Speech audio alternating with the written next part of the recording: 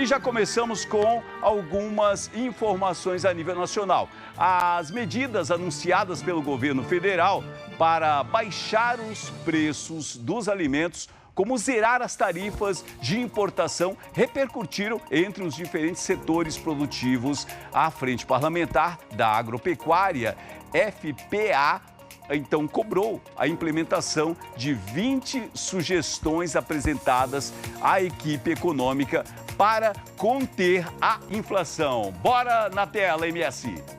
As medidas foram anunciadas e prevêem a redução do imposto de importação de 9 itens alimentícios, entre eles carnes vermelhas, café, milho e açúcar. Hoje o Brasil não tem importação de açúcar. Há uma tarifa de 14% para importação de açúcar.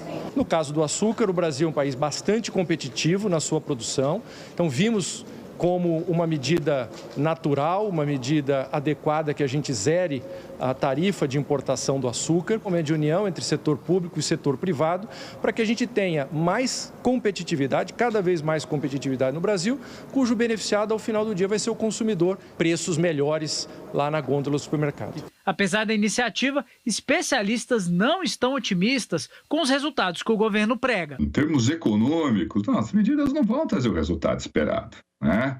Mas a gente agora se colocar ali no lugar do governo, você está sendo pressionado, você está vendo a sua popularidade em queda, está vendo o seu capital político sendo corroído, tem que fazer alguma coisa. Mesmo que não vá trazer resultado politicamente, você vai ter que tentar criar aquela sensação na sociedade que você está sensível a um problema que está incomodando os domicílios. Então, para lá, vamos anunciar aqui alguma medida, olha só como o governo está colocando as mãos na massa, como o governo está se esforçando para tentar resolver o problema.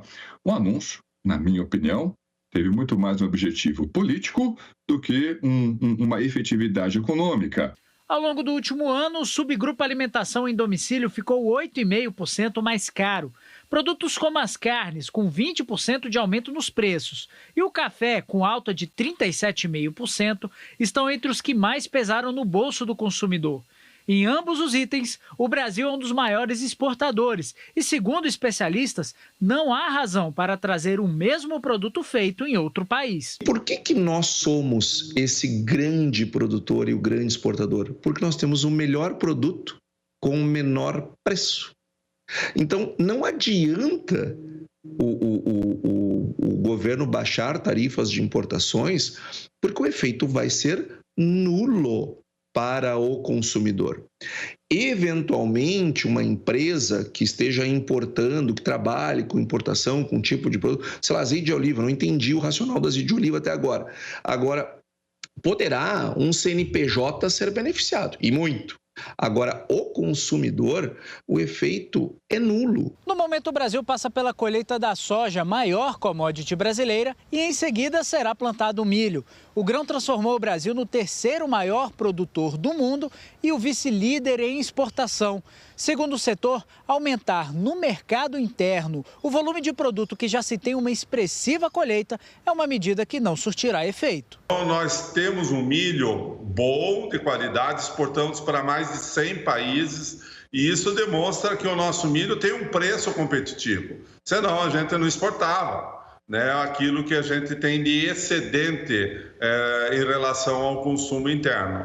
Então, a alíquota de importação, na prática, para um país exportador de um produto como o milho e com uma forma competitiva, ela passa a ser quase que inócua. Atualmente, a taxa de importação do milho está em 14%.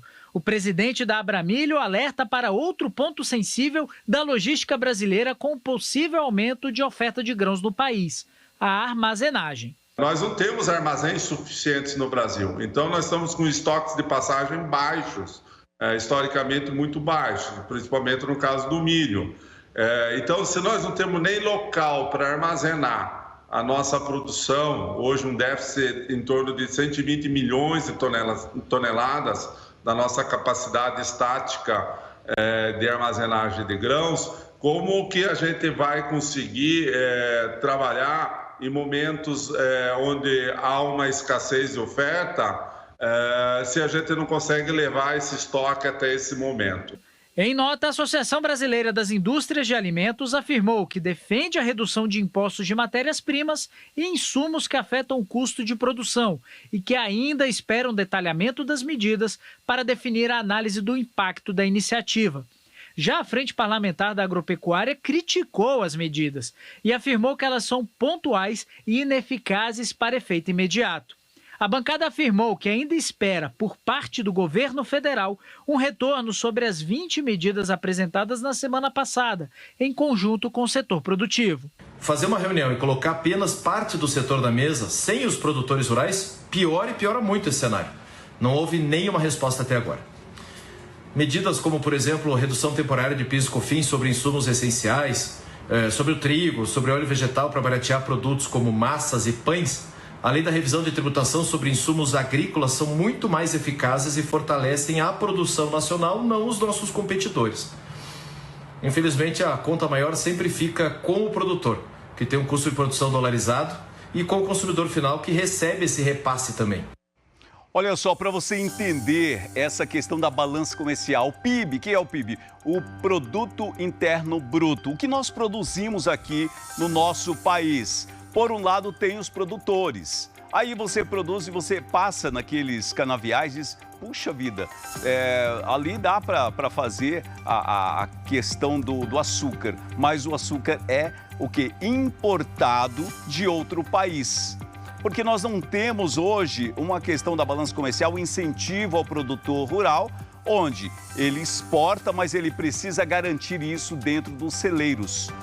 Aí entra o governo federal para poder fazer este apoio. Essas são as dúvidas, muitas vezes, em relação a que tipo de apoio é esse. E aí eles pedem, lógico, para serem ouvidos também, fazer não somente medidas, mas também ouvir aqueles que são os personagens envolvidos dentro da nossa produção a nível de Brasil.